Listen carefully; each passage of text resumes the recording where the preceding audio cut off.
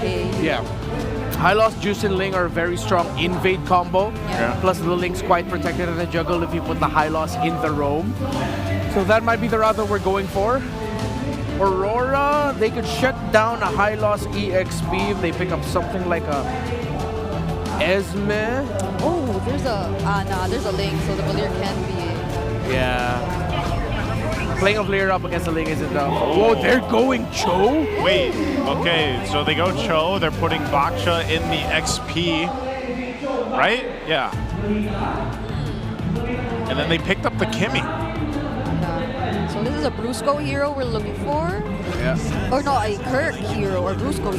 Oh. Yeah, it's still flex. Whoa, golly. The old signature.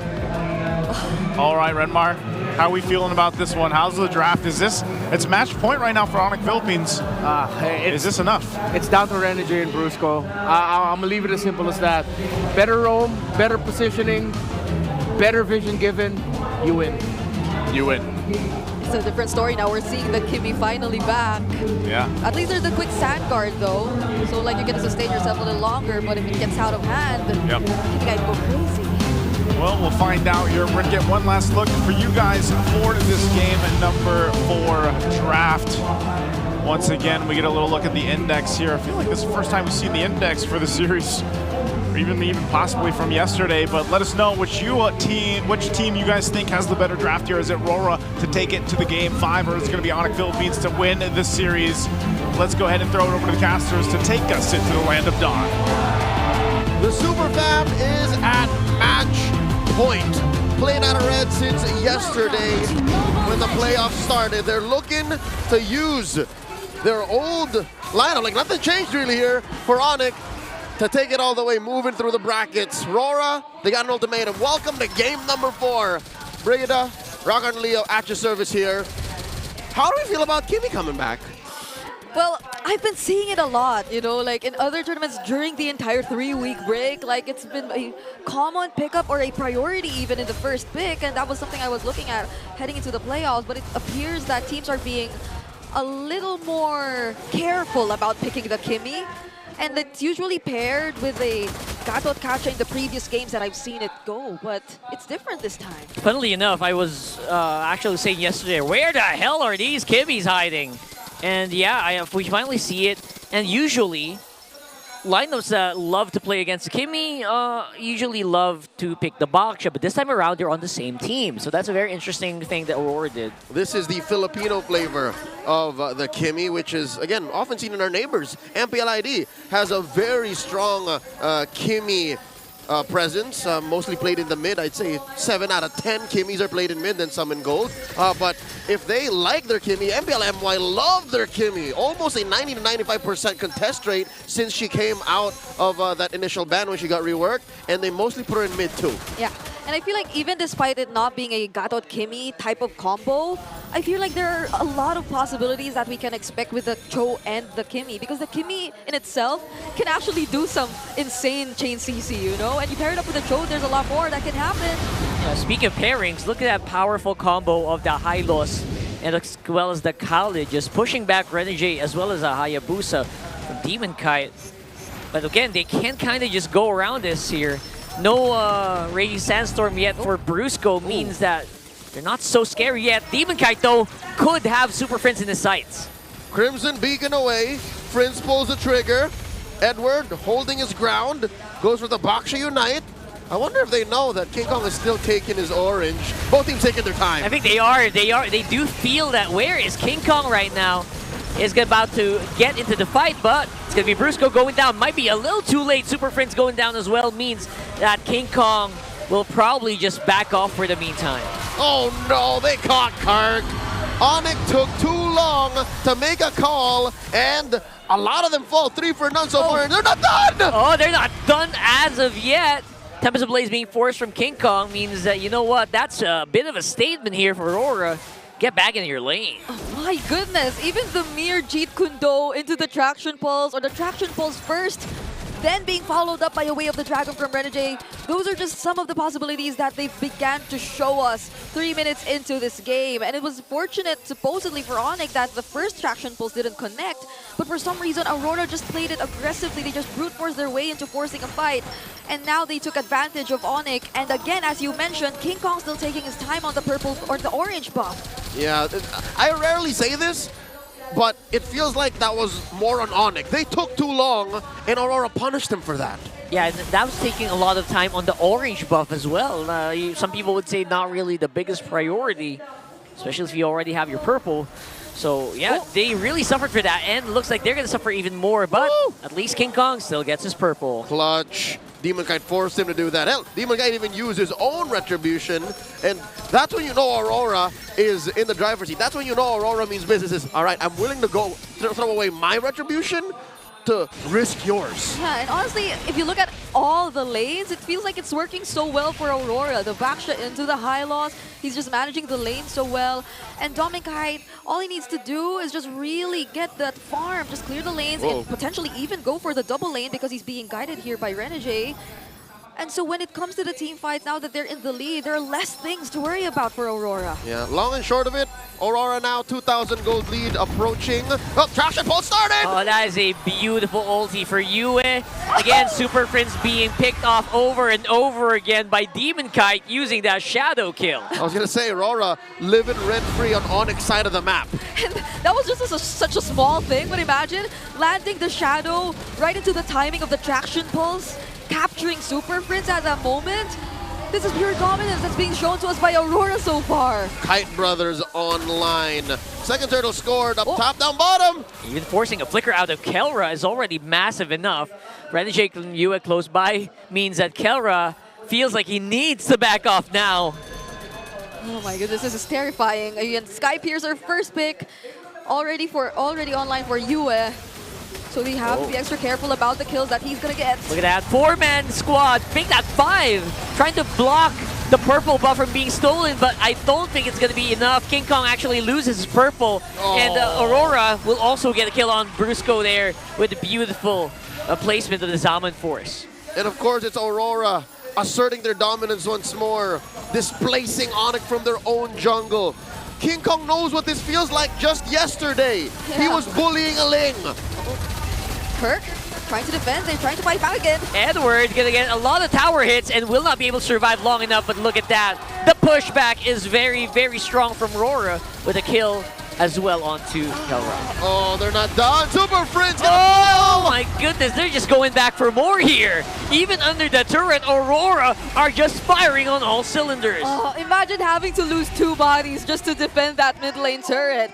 And King Kong, the only thing he could do was go for a trade at the top lane. You know it's bad because I'm looking at Demon Kite's items. He's on his way to a Sky Piercer. Yeah. Oh my There it is. goodness. He built it. 2 Sky Piercers already for Aurora. But Edward again being caught up, but this time around the turret will be falling. He's gonna go down as well. But look at that. They're trying to punch him back. Demon Kite misses a few shots of that shadow kill, and now it's ONIC who are on the hunt. that Hunting it down. is helping a lot. Okay. That's going to be the red carpet to push back Aurora. But you know what? ONIC are pulling back the goal lead one at a time. Yep, Renmar mentioned it, breaking it down. As long as that's a manageable 4K, 5K gold lead, maybe we're talking. But Demon Kite now, forcing the issue, putting Kelra down to a 5th of his health. Final turtle. I'm feeling that ONIC might want to contest, but I don't think it's a wise thing to do. Yeah. King Kong probably knows his timings as well. And this is very similar to how he played the Lancelot even. It's just really being extra careful, not until there's a clear window of opportunity for them to capitalize on their lineup, then they're not gonna risk it just yet, especially considering that Aurora, whatever you say, they're still in the lead and they have all their tools ready for whatever may happen in the next few seconds. All right, pushing it forward. Bottom lane, Rora's focus right now. There's nothing ONIC can do here. They just have to accept the fact they can't fight this. Yeah, they're losing turrets non-stop here, and ONIC are just looking. Again, this is pretty similar to what they did in the previous games as well. Just biding their time, looking for that perfect moment to strike. They're very disciplined still. Yeah. As much as we really want to look for King Kong and the things he can do to manage the macro. He's up against a 2K gold lead in Demon Kite's hands, and even if he does want to go for the split pushes, he'd have to consider that there's Edward, a Baksha XP lane that can just constantly hunt him down and deny whatever attempts he wants to do in terms of managing the opposite lanes. So this is clearly Aurora managing things pretty well, and they're in such a position that you can't deny the magic damage that'll potentially burst down key members from Onyx. Looking at you and Dom and Kite. Oh Uh-oh, speaking of getting bursted down, that was very, very close. With the jump from Edward, barely missing King Kong. Here comes the Traction Pulse, pulling back Brusco as well. Again, forcing him up, but look at that. That was a feint. They were busy with Kelra on top. We missed the sequence, but Renegade caught the Way of a Dragon that cost $1 million. Keller was underneath the turret. I would wager he was underneath there thinking it was safe, and then Renegade, nah. Nah, indeed. And look at that, Rora. Again, no reaction, no way to actually clear quickly the minion waves means that Onyx will have to look as their turret has fallen again. Yeah. I would give their wave clear a D-. That's pretty tough. rough. That's tough. I mean, look, how else do they clear waves? This is a fighting lineup. Like, there's no way they're managing waves. In Game 3, the Zushin had a pretty good DPS, I think. So that was excusable, but... And they were winning for the most part. Yeah, like, they were winning. As soon as they picked the fight, they were winning. But now, oh my God, Rora's breaking the 5K gold lead threshold. And they're taking Lords like it's nothing. Yeah, and I was honestly about to take what I said, take back what I said. Oh! Oh my goodness, did he get... Dude, Yue just took it. He just took Yue. it. And King Kong spent his retry. Oh, that was painful. Yeah, this is pretty tough. Even if King Kong does get out, he'd at most get to deal with one wave that will be immediately answered back by Aurora. And this is no joke considering that they're way up ahead. 6K. Demon Kite always lands the shadows, the Ogi Shadow kill on the right targets, and there's no clear source of crowd control to immediately respond back to Dom and Kite once he decides to just use the Zaman Force freely against ONIC Philippines. That's not very Sigma. Not very Sigma. Oh no, Lord crashing through mid, popping that holy defense. Onyx gonna lose something here, one way or another. That's right, and the Traction Pulse again pulling back Brusco is gonna be fighting back with his own Raging Sandstorm though. Look at that, Edward now on the mercy of the turret. Demon Kite trying to get some damage in, but no casualties at least for now here. Oh my God! But it's King Kong on the back. He's looking for blood, but will be answered immediately almost by Demon Kite. And that thing that they were gonna lose was the Sigma jungler himself. King Kong falls, but traded for two.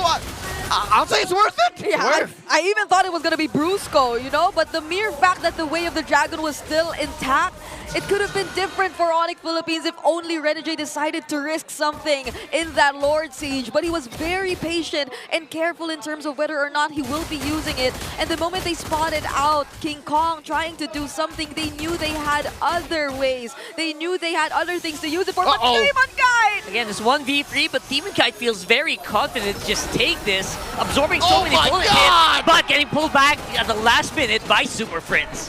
Demon Kite walked into the wrong street and got ganked. He got shafted by the Super Fam. And that 6K gold lead we were talking about earlier, it's almost down to half now for ONIC Philippines. They're slowly regaining their confidence of going out of the map and looking for things to do, especially as time goes by. King Kong, he's getting his hands on the necessary items. You're starting to feel his damage, especially towards the backliners of Aurora. I'd say King Kong needs maybe one more item. He's about a Trinity in to this Ling build. If he gets one more item, and if some way, somehow, ONIC can do just that. Again, trick Demon Kite or Yue into walking down some weird corner of the map. Even Dom and Kite hasn't died yet. If they can do that to Dom and Kite, then maybe we can talk. Then maybe ONIC can come back. Yep. Demon Kite, though, just picked up the Blade of Despair as well. So he's still undeniably up there in terms of the gold leads. Although King Kong is really starting to catch up. Now, this upcoming Lord is definitely going to be a very contested objective. You have to watch out for the setups from Aurora, and Kirk has to start things up. Yeah, Lord started to set up already with a two-man knockout for Edward and Demon Kite. King Kong is close by. He's joining the fight. There goes the red carpet. And Dolmen Kite is very happy to just take these targets one by one. Two will fall, but the retribution on the Lord will go over to Onyx. They're going to have to run, though. They are running. King Kong is getting chased down. Yua with the flicker as well. The energy, just with a little bit of flair, takes down King Kong as well. Aurora are taking no prisoners. It's just Super Prince left, and yes, Onyx do score a Lord, but Aurora want to end. They're looking at that turret. They are spamming all the emotes they can, waiting for the perfect time to wait for that Lord and take care of it, clean it up. But look at that, Demon Kite! Oh my God, did he get killed by the foul hit? Yes, he did. Oh no! They wanted to end it. Two members of the Super Fam respawn just in time to hold him down and punish the rest of Aurora. That was close. They could have lost more. That was probably a fight Onyx Philippines willingly took. It was risky. It was a retry battle. My eyes were glued to these two junglers who were just trying to contest for that Lord, all the while their other team fight was happening near their base. But they knew it, the death timers, they weren't that long just yet. We were less than 15 minutes into this game, and they could probably catch up to Aurora, who definitely tried to force their way in. I won't lie, no cap, fur. That last sequence felt like deja vu. That's the kind of thing Onyx would do. They would send King Kong all the way to the back, steal the damn Lord, and then we'll play from there. And here they understood that the risk was worth it. Here they knew that if our frontliners died and King Kong were to fall too, Prince can hold the fort down, and they live to fight another day. Yeah, and Super Prince definitely has the right hero to actually deal with this. And something makes me wonder, did Rora wait a little bit too long for that push to happen? They needed minions, man, before they could break down mid, and then they got the minions. But again, picture perfect, frame by frame, second by second, Onyx held on. They knew that these two would respawn, Kirk and Brusco, and that's where we are now. They knew exactly where they were, and they are... I'm really surprised as to how composed they're able to remain, to make all those calls, to make all these decisions, despite them being in such a difficult spot up against Aurora. Now again, going back, the goal lead, it hasn't increased as much compared to what we've been seeing earlier. And King Kong also just picked up his Blade of Despair earlier, but the purple buff, they need to contest for this. Oh no! Oh, look at that, having to take it 2 down, pulling him back with Attraction Pulse, but now they are gonna have to run with the help of the Glorious Pathway from Kirk. That's a few skills gonna be super useful. See all that? Just to deny King Kong the purple. They know that if ever they let him have it, that could be Onyx suddenly turning on them. Yeah, that could be like a big split push. Yeah, stepping on the clutch saying, hey, we're gonna fight now. And Aurora can't take that. They won't let that happen. Lord spawning, lower quarter. So far, Lord apiece for Aurora and Onyx. Looking at the stats, it's Aurora who has the Lord take lead over the Super Fam, and they're looking to blitz the Lord. Less than half health. They are blitzing it, but looking like they're trying to go for Kirk as well. Running it down with the Glorious Pathway. King Kong is ready with a retry, but they choose to reset. They take down Kirk as well as Brusco. Double kill for Yue. They're chasing it up. Renegade, he finds the target. He finds Kelra, and now he's chasing it. 2-man knockup once more for the Hitman, and you are surrounded. They get taken out. It's King Kong on his lonesome. Aurora have wiped out Onyx effectively. Technically, King Kong is a non-factor in the next few moments of game number 4. And there they officially wiped them out. And we're actually seeing a game 5. It's time to clear it out, says the lights. And we are slowly getting into game number 5. All